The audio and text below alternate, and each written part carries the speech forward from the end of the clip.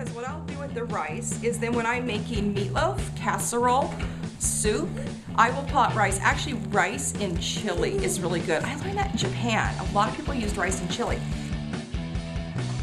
Hi, it's Jen with TipResource.com, and yes, you'll hear some craziness going on in the background because the kids are roller skating. I figure I might as well let them roller skate in the house this way they don't bust their rear ends. Alright, so here's my inflation busting cooking tip for you this week. Reuse your rice. Sounds crazy, I know, but it's very simple. We went to a Chinese restaurant. This is our leftover brown rice. I just made too much rice when I cooked and steamed rice earlier, and this is what I do whenever I have extra rice. It stretches my next meal. It's not as much about saving the rice because truthfully rice is rather inexpensive. Of course I do save money because I don't have to buy it as often then, but the trick is that you're going to freeze the rice in either these. This is a 1 cup package. I will freeze them in half a cup size or 1 cup size.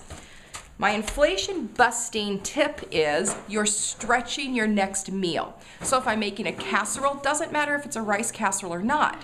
Any kind of casserole, I can put a half a cup of rice in there and it stretches that meal. When I'm making meatloaf, meatballs, any type of a meat meal like that, I can stretch the meat by adding a half a cup or 1 cup of rice. So that's where your inflation busting comes in, is you're stretching your meat meal. And then also you're not wasting the rice. Another thing you can add rice to is chili. That was something that we did in Japan. I learned that. And I thought, you know, it actually really stretched the chili and was kind of good. All right, so that's your inflation busting tip this week.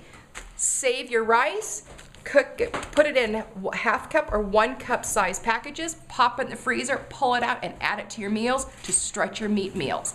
All right, I'll bring you more tips for inflation busting ideas.